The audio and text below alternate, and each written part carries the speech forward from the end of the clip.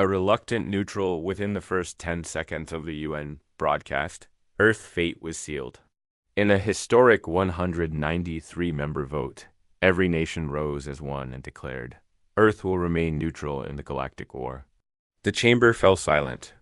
Cameras panned to Commander Jake Morrison, seated beside Ambassador Ileana Vert, her expression grave. For a century, the Galaxian coalition had pleaded for allies against the brutal Vorthan Empire.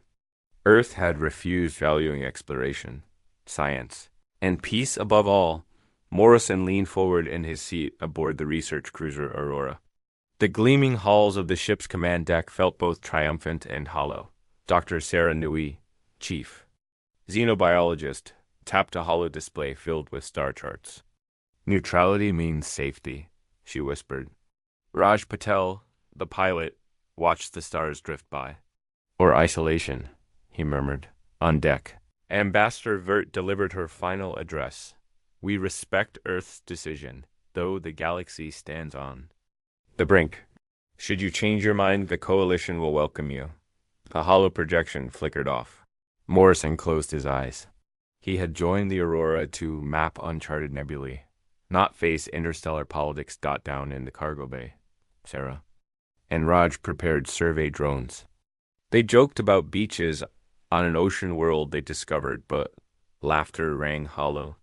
Outside the portholes, distant warships churned starlight into fear. Morrison left the council chamber for the observation lounge. He floated weightless before a massive viewport. Below him, Earth glinted blue and green. Above, the glittering highway of galactic conflict beckoned. Morrison, his second-in-command, Lieutenant Amy Chen, floated in with a datapad. Coalition ships still in orbit. They accepted our neutrality, but watchers remain. Morrison nodded. Then we chart the stars, not battlefields. Amy's fingers tapped coordinates. Course set for the Typhon Rift. Next jump in 3 hours. As the Aurora slipped into hyperspace, Sarah glanced at her research logs. Billions of brain cells tracked alien life signs. Yet tonight her thoughts wandered to the Council's plea. Your tactics could tip the balance. She shook her head. Earth had chosen peace.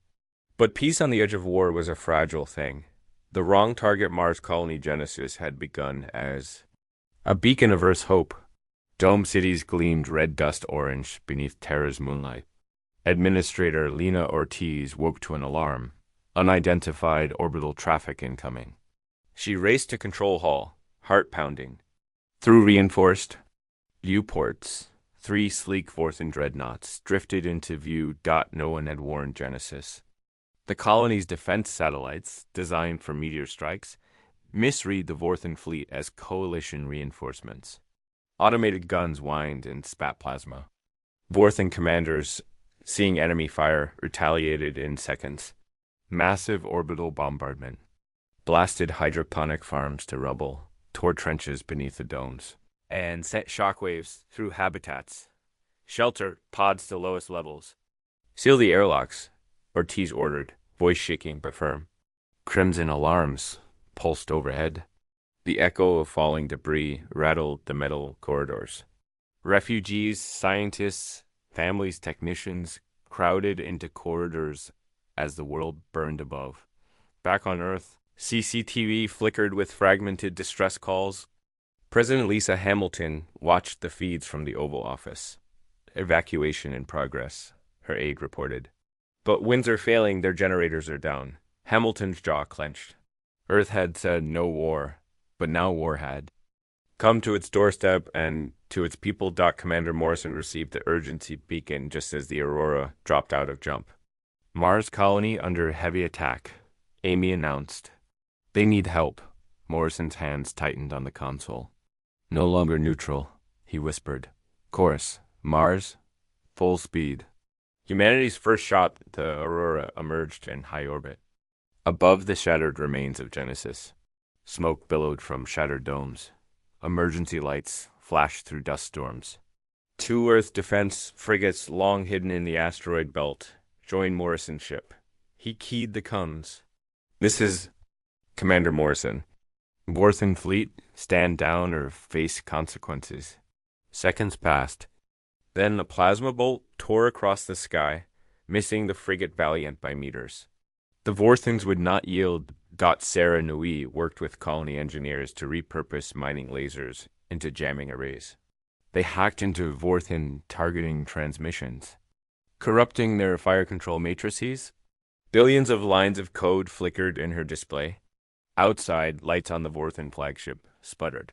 One dreadnought's plasma cannon slammed into overload and went silent. Raj Patel lined up the Aurora for a slingshot run through Mars' ruined ring station. "Brace for debris," he shouted.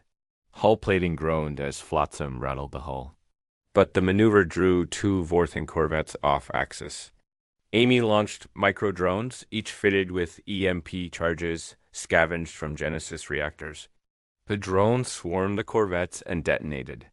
Both ships floated dead in space without a blast, just a flicker of dying thrusters. Humanity's first. Volley had landed and it was non-lethal, surgical. A message printed across the vacuum. "Attack Earth and you'll find resistance unlike any you faced."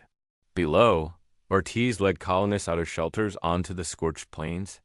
They looked up to see Earth's black and white ships bearing down on the Vorthons. Hope sparked in her chest. Turning the table's General Thrax of the Vorthons snarled in his command deck.